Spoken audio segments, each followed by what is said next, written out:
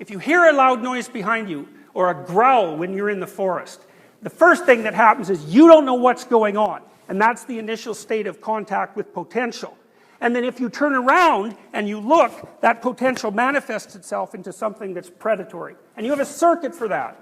And that's the same circuit that we now use to assess anything unexpected that occurs to us. And that circuit had to come from somewhere.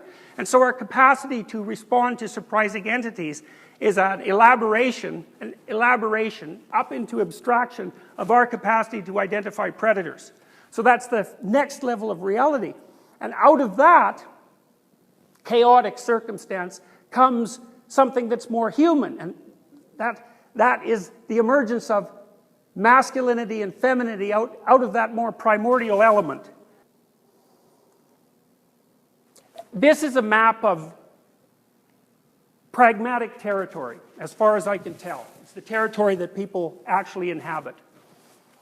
At the first level, it's the square. I called that the dragon of chaos. That's the unknown as such. And it's the thing that you fall into when your conceptual schemes fall apart. What manifests itself out of that is femininity. And femininity comes in two forms. One is benevolent femininity. Example would be this.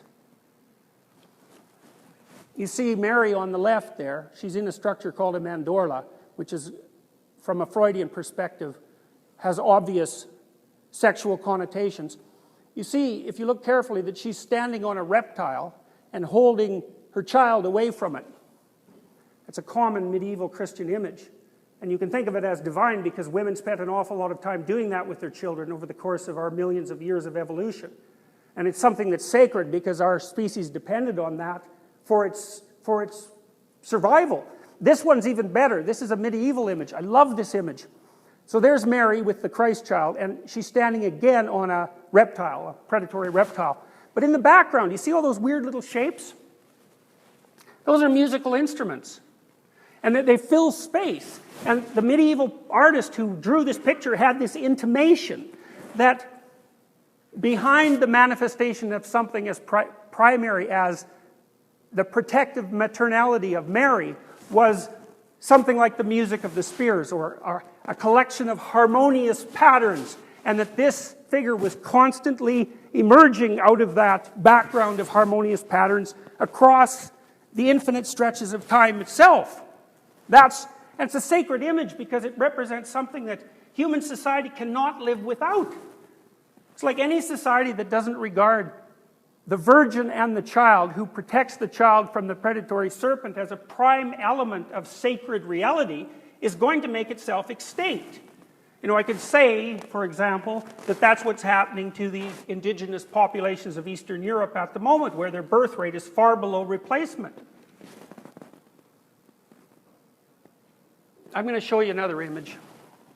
This is called a vierge ouvrante, or an open virgin. And it was a common representation in medieval Europe. And it's a weird representation from a Christian perspective because it kind of reverses the normal hierarchy of power. What you have here is Mary. She's holding the Christ child when the statue is closed. And then you open her up. And what you see inside Mary is God, the Father. And God the Father is holding Christ in his hands. Now, Mary constitutes the superordinate, benevolent feminine. And inside her is the structure of culture. So you can think, inside nature is the structure of culture. And that's represented in this image by God, because he's the ultimate father, obviously, in Christian thinking. And then the God figure is holding what? Crucified individual.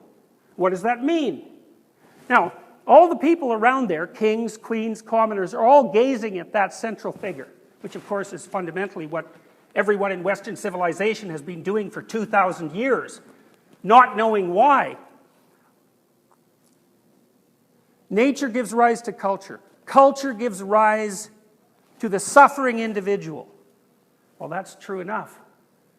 It's true for everyone. It's true for life at every point in time.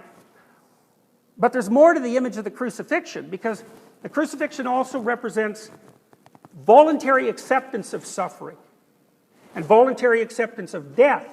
And it also points to something else that's of paramount importance, which is that there's an element of the human psyche that can die and come back, and die and come back. And that's what happens to you when you encounter a catastrophe and you make order of it and you climb back out of the underworld. And your voyage through life is punctuated by trips to the underworld. And so you're somewhere, and then you go outside that, and then you go somewhere else, and then you go outside that. And so what happens to people is they generally identify with where they are. Order.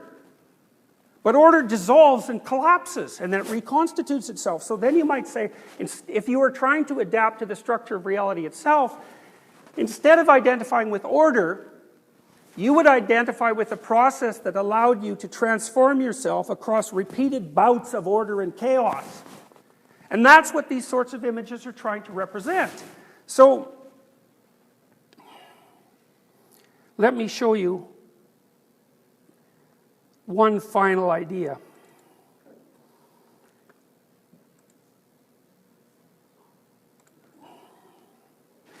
There's a Taoist idea that's like this.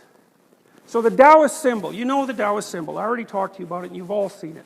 Chaos and order, masculine and feminine, constantly in interplay. That's Tao from the Taoist perspective, and Tao is the source of meaning. So the idea there is that it's the constant interplay between chaos and order that produces the sense of meaning in human beings. And that's true. That is what produces the sense of meaning. You know that because when you're engaged in a compelling operation, you're partly ordered and secure, and you have one foot out into the unknown, and the balance is proper. And as a consequence, you're engaged in what you're doing, and as a consequence of that, you lose your self-consciousness. And if you stay engaged in that sort of situation on a continual basis, then you find that your life is meaningful and rich, and that's the best antidote to the fact that life is bounded and full of suffering. Now, Tao means meaning. It also means journey. And the center of the Tao is the place you're supposed to be. One foot in chaos and one foot in order. And that's the best place to be in the actual environment itself.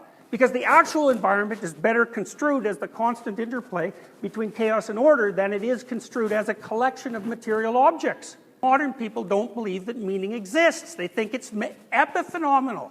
There's nothing subjective about our worldview, when in fact our nervous systems are tuned so that life is manifesting itself in the most meaningful possible way when you happen to be occupying the precise position between chaos and order that maximizes your security and the development of that security across time. And that's the most real thing there is. And to stay in that position is also to accept voluntarily the necessity for a certain degree of suffering, because as you extend your capacities by exposing yourself to the optimal level of the unknown, you're constantly taking yourself apart and rebuilding yourself. And that's what allows you to thrive not only in the presence of stability, but also in a state that consists of the transformation of that stability. When you pay attention, you absorb information. When you absorb information, you continually transform yourself, and that keeps you on top of an ever-shifting reality. Doing that is meaningful, and that's what stops you from becoming bitter and cruel. Because, life is suffering, and if you don't have an antidote to that suffering that's real, then you become resentful about the structure of experience, and then you'll do everything you can to take revenge on it. And we saw what happened when people did that in the 20th century. And it would be a good thing if people woke up and stopped doing it. And as far as I can tell, after trying to figure this out for like 30 years, the way that you do that is by paying attention and transforming yourself when it's necessary and stopping the process of identifying with what you already believe. Who the hell cares what you believe? You should be attending to the things you don't know, which is a much larger space than the things you know. And then you should be construing yourself not as the inhabitant of a sterile and static and already completed structure, but as the thing that lives on the edge of that, that's constantly building and rebuilding it. And then if something happens to your structure, it's not so relevant because that's not what you are. You're the thing that can engage in transformations of structure. What should constitute the transcendent value that sits above all other values is your capacity to voluntarily accept the restricted and painful conditions of your life, to face them, and as a consequence of facing them, immediately transcend them. Now, one of the things we know from clinical psychology is that if you have someone who's afraid, they avoid. So what do you do about that? You break down the thing they're afraid of till you find a small unit that they can approach.